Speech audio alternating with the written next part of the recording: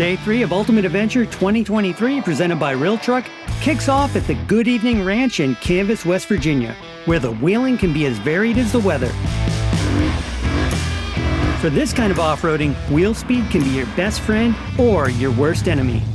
But one thing is for sure, with 27 vehicles to push through several of this park's best 4x4 trails, it's a good thing we're waking up only a few yards from the trailheads. Because with terrain this awesome, we want to wheel every minute of daylight available.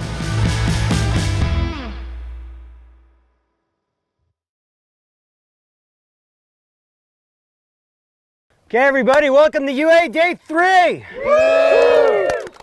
How about Day 2? Quite the road day, huh? Yeah. That was a pretty somber yet meaningful and special trip to the Flight 93 Memorial. As everyone knows, the anniversary is on Monday, so it really solidifies and makes that human connection. What those people went through, not only saved their own lives, but to save the lives of other people on the ground. So thank you, Trent. And unfortunately, the Trans-Allegheny Lunatic Asylum was going to charge us to keep Tommy, so we just, he's still with us.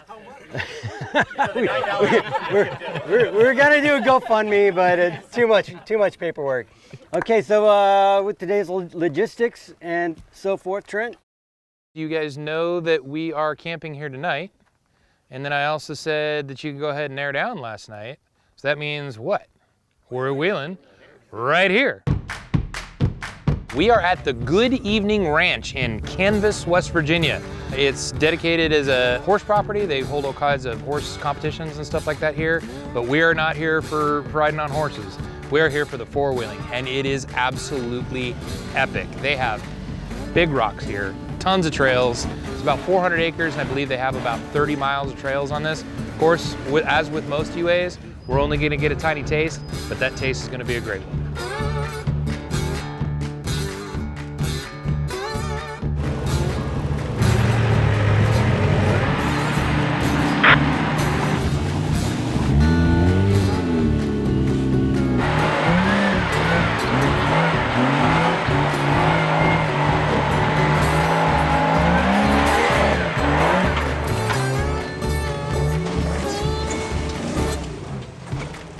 We started off right out of camp with the tires aired down, hubs locked, and 20 minutes in, we're on the obstacle. We'll probably be here most of the day.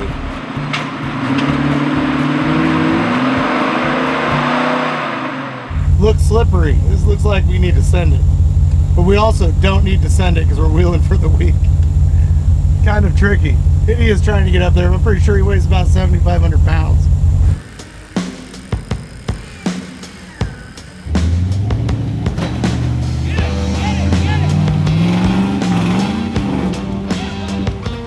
Corey Holmes, and I brought this 1973 International Scout 2 that I call Dirty Smush. My kids named this.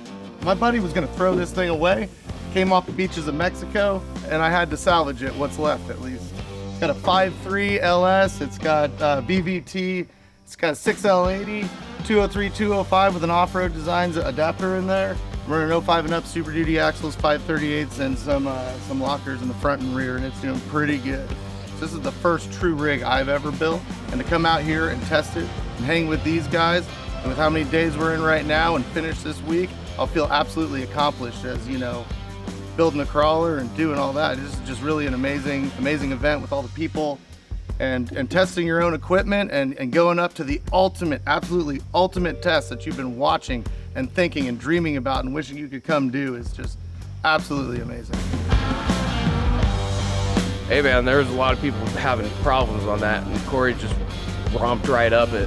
I told him give it a little throttle as soon as you hit the big rock, drop that front tire in, and then pop it, dude. Just get on it. He did it.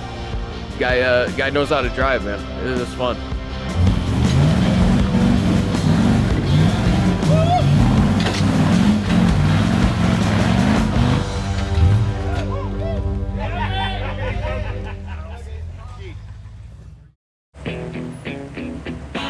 Tommy, what is the secret on UA to stay out of the water? Don't pump.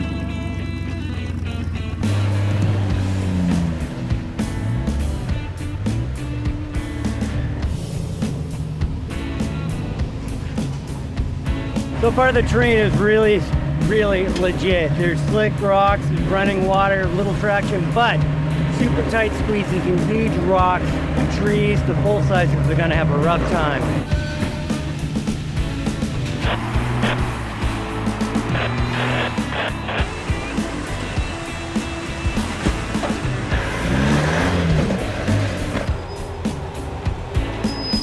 We're having fun in West Virginia. The last time I had summer camp Jeep out on Ultimate Adventure, we went to Death Valley and just about died.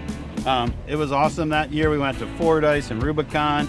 So it's great to be in way different terrain with this Jeep. It's much wetter, much greener, and we're having a great week. So far so good. We're gonna go do some wheeling. Whoop, whoop.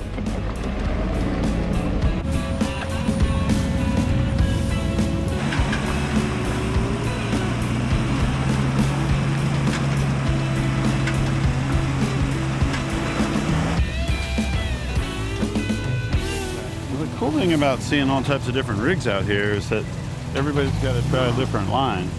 And what works for a Ram Charger might not work for a Nissan Frontier Crew Cab short bed in white with leaf springs. In 2012, I bought it brand new off the lot. Guy asked me if I wanted to test drive it. I said, yeah, I'm gonna go wheel it in the mountains. He didn't believe me. I brought it back muddy, and then I bought it after that. So I got a Dana 60 out of 99 to 04 Ford F-250 in the front with 488 gears, Yukon air locker, Spintech hubs, bead locks, 40-inch tires, and I got the Redneck Ram for the steering. The rear is going to be a 2010 F-250 Sterling 10.5, 488 gears, Grizzly locker, same stuff. So running Alkin springs for the suspension, and of course Skyjacker shocks. So these springs, well, I had a buddy who said it couldn't be done. And so I went ahead and said, all right, well, I'm gonna do it then. And once I did it, it just started working so good, I just haven't changed it. You know, it's pretty much the basic way to go, and it just works so good, why change it? So far, it's doing pretty good. I mean, East Coast wheeling, so it's a little slick. You need a little bit more wheel spin, and it's tight. Got a lot of trees, so the longer wheelbase is good and bad. Lost a couple tail lights, but you can replace those, no big deal. But other than that, it's doing great.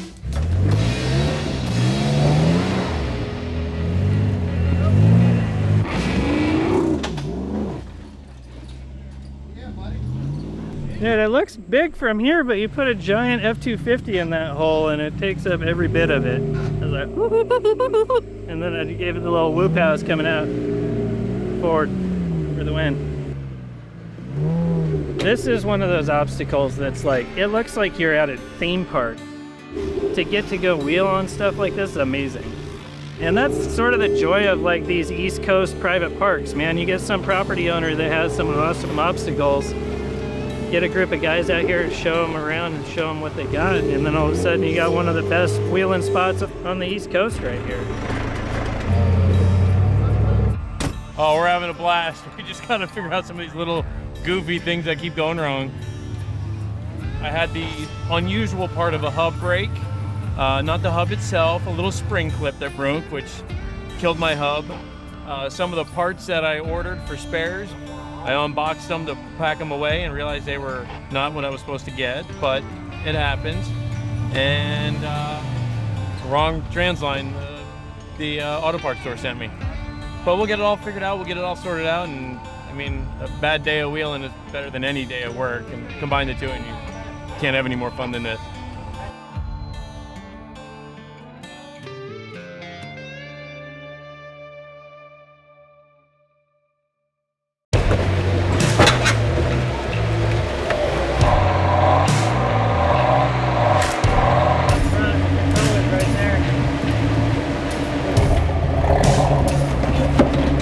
This is a super cool little obstacle. It's got a giant breakover problem with the rock sticking in on the side problem, keeping things from doing things that they're supposed to. And it's a lot of trucks are not supposed to fit in here, but after Josh drove that Gladiator through, none of these guys can not go.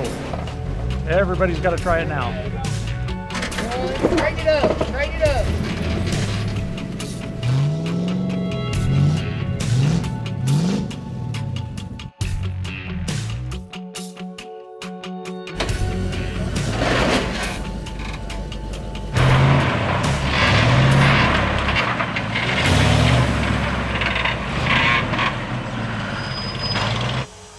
Well, evidently coming down through the V-notch, transmission pan contacted a rock hole in it.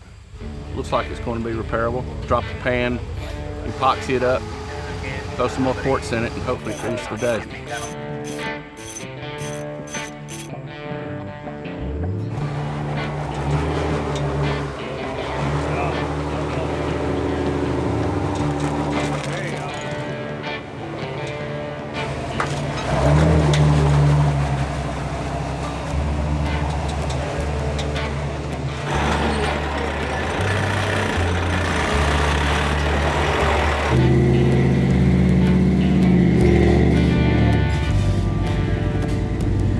You know, the first day everybody's got nerves. Is my Jeep gonna run? Is my truck gonna run? Is it gonna start in the morning? Is it going four-wheel drive? You know, when's it gonna break? Because of course everybody wants to do more testing than they possibly can.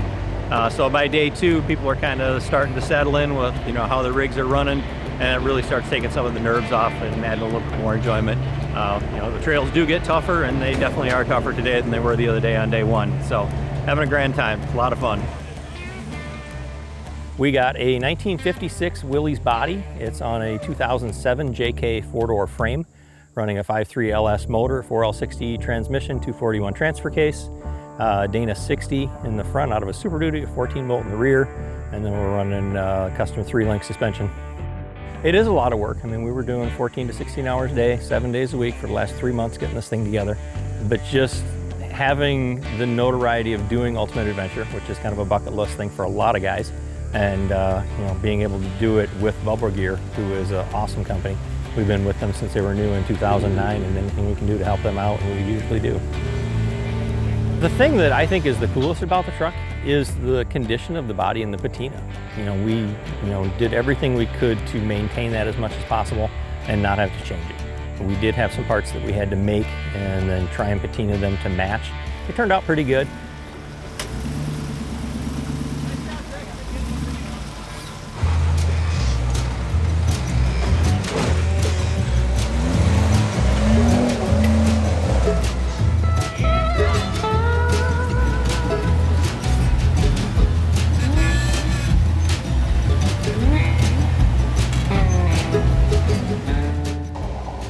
Get through that was definitely kind of eye-opening. Everything felt really good, kept it nice and slow. I did have to use second gear at one point to kind of bump up just a touch. I almost used my husband for traction, but everything worked out really well. He's a good spotter, and low and slow in it. I just like the real technical rock crawling stuff. It feels good.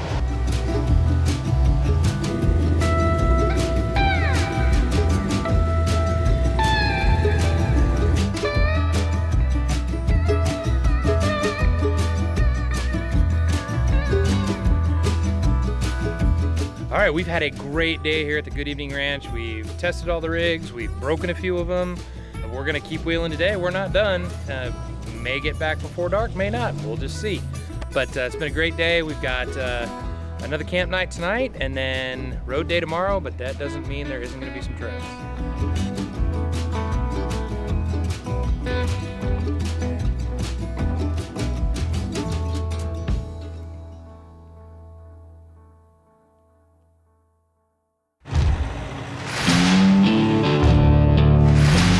Be sure to come back for episode 3 of Ultimate Adventure 2023 presented by Real Truck. What starts out as a super scenic road day quickly morphs into one of the most killer trail days UA has ever seen. You're not going to believe the terrain we find.